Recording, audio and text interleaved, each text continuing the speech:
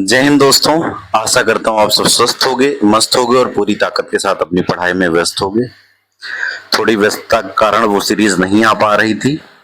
अब ये पूरी सीरीज कंटिन्यू चलेगी दोस्त।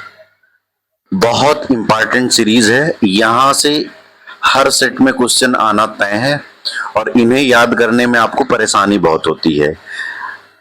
मैं 50 ऐतिहासिक केसेस कराऊंगा जो कि बहुत इंपॉर्टेंट हैं और 10 छोटे छोटे पार्ट में होंगे। शुरुआत में मैं फैक्ट बताऊंगा, इसके बाद एमसीक्यू। तो पूरे वीडियो को ध्यान से देखना है। लास्ट में आपको एमसीक्यू मिलेंगे और एमसीक्यू लगाना है, ठीक है। और फिर लास्ट में कमेंट करना है कितने क्वेश्चन आपके सही हो रहे हैं। तो आइए देखते हैं जरा सा भारत के 5 महत्वपूर्ण केसेस एक नजर में, ठीक है। सबसे पहला केस है केशवानंद भारती बनाम केरल राज्य। सन याद रखेंगे 1973। अब इसके फैक्ट देख लो जरा सा। सबसे लंबा चलने वाला केस है। कितने दिन तक चला था? 68 दिन तक। सबसे बड़ी पीठ इसमें बैठी थी, बेंच। कितने जजों की बेंच थी? ये 13 जजों की बेंच थी। बहुत इंपॉर्टेंट यहां से प्रश्न बनता है साथी। अच्छा, इसने सवाल क्या किया था इस केशवानंद भारती ने? क्या संसद पूरे संविधान में संशोधन कर सकती है? निर्णय क्या लिया गया? संसद संशोधन तो कर सकती है लेकिन बेसिक स्ट्रक्चर यानी कि मूल संरचना नहीं बदल सकती साथी, ठीक है। जैसे कि एक घर होता है, उसमें छोटे छोटे कमरे होते हैं। तो जो घर होता है उसकी जो छत होती है और ये जो बाहर की दीवार होती है वो उसकी मूल संरचना होती है। अंदर के कमरे आप बदल सकते हैं लेकिन मूल संरचना को नहीं बदल सकते हैं। यहां से एक सिद्धांत निकल करके आया, क्या नाम है उसका? Basic structure doctrine. यहीं से निकल करके आया है, ठीक है। तो आप ट्रिक से भी याद रख सकते हैं कि भारती ने संविधान की आत्मा बचाई। आइए दूसरा देखते हैं, गोलकनाथ बनाम पंजाब राज्य। पहली बात तो यह है कि गोलकनाथ का संबंध किस राज्य से है? पंजाब से है। किस सन में ये आया? 1967 में आया, ठीक है। ऊपर वाले में 13 जजों की बेंच थी, इसमें कितने जजों की बेंच है? 11 जजों की बेंच है। ऊपर वाले में 7-6 से फैसले आया है, इसमें 6-5 से आया। गोलकनाथ में 6-5 से फैसला आया। अच्छा, इसका विषय क्या था? भूमि सुधार से फंडामेंटल राइट प्रभावित हो रहे थे इनके, ठीक है। गोलकनाथ बनाम पंजाब राज्य में हुआ क्या था कि एक जो भूमि सुधार है, लैंड रिफॉर्म है, उससे क्या होता, उनके फंडामेंटल राइट प्रभावित हो रहे थे। तो निर्णय क्या निकला कि संसद फंडामेंटल राइट में संशोधन नहीं कर सकती है साथी, ठीक है। इसके बाद में क्या हुआ, ध्यान, ये बहुत इंपॉर्टेंट है कि 24वां संविधान संशोधन लाकर सरकार ने संसद को यह शक्ति दे दी, ठीक है, कि आप क्या कर सकते हैं कि संसद फंडामेंटल राइट में संशोधन नहीं कर सकती है। ऐसा किस संविधान संशोधन में आया? 24वें संविधान संशोधन में। ऐसे याद रख सकते हैं आप ट्रिक। गोल, ठीक है, जैसे गोलकनाथ नाम है तो गोलक से गोल यानी कि नो, यानी कि संसद को कहा गया कि नहीं, आप संशोधन नहीं कर सकते हैं, ठीक। बहुत इंपॉर्टेंट लाइन ये है कि केशवानंद भारती जो केस है उसकी जो नींव यहीं से रखी गई थी, ठीक। चलिए आगे तीसरा केस देखते हैं जरा सा, मिनर्वा मिल्स बनाम यूनियन ऑफ इंडिया। सन याद रखेंगे 1980। पृष्ठभूमि इसमें से क्या हुआ था कि 42वां संविधान संशोधन जो इमरजेंसी के दौरान हुआ था, ठीक है, 1980, ये याद रखेंगे। इसमें विवाद क्या हुआ था कि जो डायरेक्टिव प्रिंसिपल्स है को फंडामेंटल राइट से ऊपर रखा गया। निर्णय क्या आया? संसद की संशोधन शक्ति लिमिटेड है, ठीक। दोनों में संतुलन जरूरी है साथी, ठीक है। तो सिद्धांत क्या निकल के आया? यहां से बेसिक स्ट्रक्चर डॉक्ट्रिन को और मजबूत किया इसने, ठीक। अच्छा, ट्रिक क्या है? मिल यानी कि लिमिटेड पावर। अगला देखेंगे जरा सा हम चौथा, इंदिरा गांधी बनाम राज नारायण 1975। पृष्ठभूमि क्या है? 1971 में रायबरेली चुनाव में एक विवाद हुआ दोस्त, जरा सा देखेंगे। इसमें हुआ क्या? इलाहाबाद हाई कोर्ट ने इंदिरा गांधी का चुनाव क्या कर दिया? रद्द कर दिया।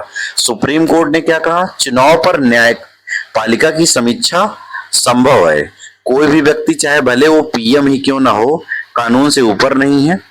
बेसिक स्ट्रक्चर का भाग कौन कौन सा है? यानी कि लोकतंत्र और न्यायपालिका की स्वतंत्रता, ठीक। ट्रिक जरा सा देखेंगे, इंदिरा बनाम नारायण। इसमें हुआ क्या था? चुनावी टकराव हुआ था।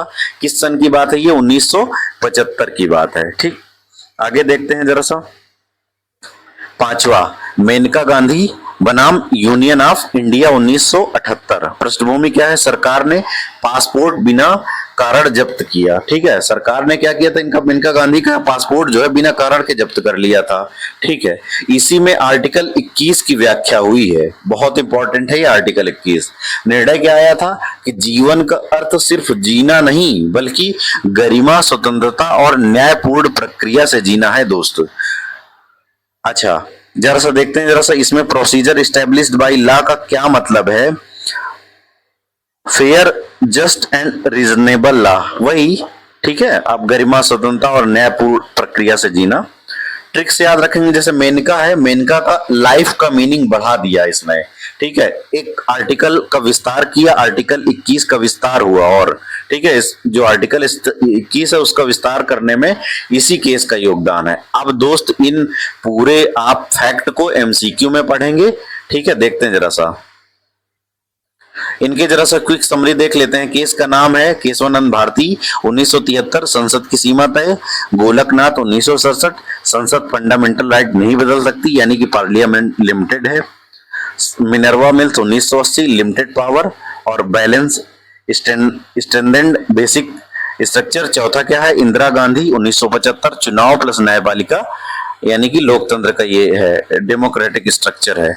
मेनका गांधी 1978, इसने कहा कि जीवन तो आपको जीना है लेकिन कैसे? गरिमा और स्वतंत्रता के साथ। ठीक है, इसमें कौन सा एक्सपेंड हुआ? आर्टिकल का विस्तार हुआ, आर्टिकल 21 का विस्तार हुआ। ठीक है, अच्छा इन्हें जरा सा एक लाइन से याद रख लो कि भारती ने आत्मा बचाई, गोलकनाथ ने सीमा तय की, मिनर्वा ने संतुलन बनाया, इंदिरा केस ने लोकतंत्र को बचाया और मेनका ने जीवन का अर्थ दिया। ठीक, आइए क्विज देखते हैं, अब शुरू होता है। आइए, केशवानंद भारती बनाम केरल राज्य 1973 से पहला क्विज है। केशवानंद भारती केस किस वर्ष हुआ? आप उत्तर लिखते जाइए। ठीक है, सही उत्तर है इसका 1973। बेसिक स्ट्रक्चर डॉक्ट्रिन इसी केस में दिया गया। अगले क्विज है, इस केस में कितने जजों की बेंच थी? ऊपर आपने देखा है, आई थिंक आप आंसर समझ गए होंगे। तो 13 जजों की बेंच थी, सबसे बड़ी पीठ थी ये, 68 दिन तक सुनवाई चली थी। अगला, इस केस में बहुमत का निर्णय क्या था? 13 जजों की बेंच थी तो निर्णय क्या था? आप समझ गए होंगे, 7-6 थे। ठीक है, सिर्फ एक वोट से संविधान की आत्मा बच गई, वही 7। ठीक है, आगे जरा सा देखते हैं, केशवानंद भारती केस में कौन सा सिद्धांत दिया गया? तो ऑप्शन चारों देख रहे होंगे, separation of power, basic structure doctrine, rule of law, judicial review. तो आंसर आप समझ गए होंगे कि बी ऑप्शन इसका सही है, यानी संविधान की मूल संरचना संसद नहीं बदल सकती। अगला क्वेश्चन देखते हैं जरा सा, केशवानंद भारती कौन थे? तो 4 ऑप्शन देख रहे होंगे, ऑप्शन आप समझ रहे होंगे ये क्या थे? एक धार्मिक मठ के प्रमुख थे। मठ का नाम था एडनेयर मठ, जो कहाँ के थे? केरल के प्रमुख थे। ठीक है, आगे देखते हैं जरा सा, गोलकनाथ बनाम पंजाब राज्य 1967। इसके भी एमसीक्यू देखते हैं जरा सा। एमसीक्यू, केस निर्णय कब आया? 4 ऑप्शन है आपके सामने है, तो इसका राइट आंसर है 1967। इस केस ने संसद की शक्ति पर पहली बार सवाल उठाया। ठीक है, अगला एमसीक्यू देखते हैं, गोलकनाथ केस में कितने जजों की बेंच थी? तो आप समझ गए होंगे 11 जजों की बेंच थी। फैसला 6-5 से आया था। केस का निर्णय दिया गया था। ठीक है, जरा सा 4 ऑप्शन देखिए जरा सा और बताइए। संसद फंडामेंटल राइट बदल सकती है, संसद फंडामेंटल राइट नहीं बदल सकती, सी और डी। तो आप समझ गए होंगे राइट आंसर इसका है बी, यानी कि संसद फंडामेंटल राइट नहीं बदल सकती। फंडामेंटल राइट को छूने पर रोक लगी थी। ठीक है, इसी केस में है। गोलकनाथ केस के बाद कौन सा संशोधन हुआ? तो आई थिंक ऑप्शन आप देख करके समझ गए होंगे कौन सा संशोधन हुआ। तो 24वां संविधान संशोधन जो हुआ किस केस के बाद हुआ? गोलकनाथ केस के बाद। सरकार ने संसद को फंडामेंटल राइट में संशोधन करने की एक क्या दे दी? शक्ति दे दी। गोलकनाथ केस ने किस केस की नींव रखी? तो आप समझ गए होंगे, चारों ऑप्शन देखिए और बताइए। तो किस केस की नींव रखी इसने? केशवानंद भारती केस की। और बेसिक स्ट्रक्चर डॉक्ट्रिन की भूमिका यहीं से शुरू हुई। आगे देखते हैं जरा सा, मिनर्वा मिल्स बनाम यूनियन ऑफ इंडिया 1980। ठीक है, इसके एमसीक्यू देखते हैं, किस वर्ष हुआ? तो ऊपर लिखा ही है 1980। ठीक है, इसमें जो है 42वें संविधान संशोधन के दौरान संसद की सीमाओं पर फैसला हुआ। ठीक, आगे लिमिटेड पावर, मिनर्वा मिल मतलब लिमिटेड पावर। ठीक, आगे आ जाओ। यह केस किन संशोधन से जुड़ा है? तो सिंपल है, आप समझ गए होंगे ऑप्शन देख करके। 42वां इमरजेंसी के समय लाया गया था संशोधन, जिसने संसद की शक्तियां क्या कर दी? बढ़ा दी। ठीक है, आगे देखते हैं जरा सा साथी।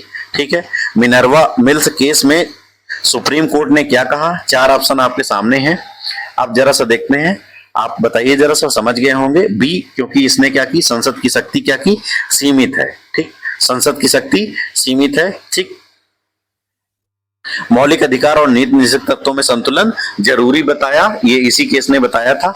अगला एमसीक्यू देखते हैं। इस केस में किस सिद्धांत को और मजबूत किया? तो चारों ऑप्शन देख रहे होंगे। ठीक है, इसमें भी वही है, doctrine of basic structure, B. ठीक है, इसको अटल बना दिया। इंदिरा गांधी बना राजनारायण 1975। आइए एमसीक्यू देखते हैं। ठीक है, इंदिरा गांधी केस किससे संबंधित था? आपातकाल, रायबरेली चुनाव, भूमि सुधार, शिक्षा नीति। 4 ऑप्शन देखिए और कमेंट में अपने आंसर अपना मिलाते जाइएगा। ठीक है, तो ये रायबरेली चुनाव से संबंधित था इंदिरा गांधी केस जो है। इलाहाबाद हाईकोर्ट ने इंदिरा गांधी का चुनाव क्या कर दिया था? रद्द कर दिया था साथी। ठीक है, अगला एमसीक्यू देखते हैं। इस केस का प्रमुख मुद्दा क्या था? कि संसद की शक्ति, 4 ऑप्शन, संसद की शक्ति, न्यायपालिका की स्वतंत्रता, चुनाव की वैधता, नागरिकता। ठीक है, तो 4 ऑप्शन है, आप टिक करिए। तो कौन सा है? चुनाव की वैधता, चुनाव न्यायिक समीक्षा के दायरे में आया। ठीक है, अगला है, इस केस में कौन सा सिद्धांत मजबूत हुआ?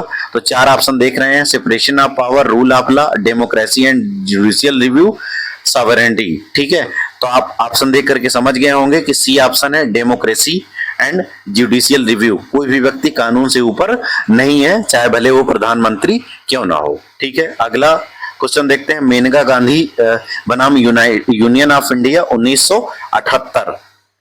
एमसीक्यू देखते हैं। मेनका गांधी केस किस अनुच्छेद से संबंधित है?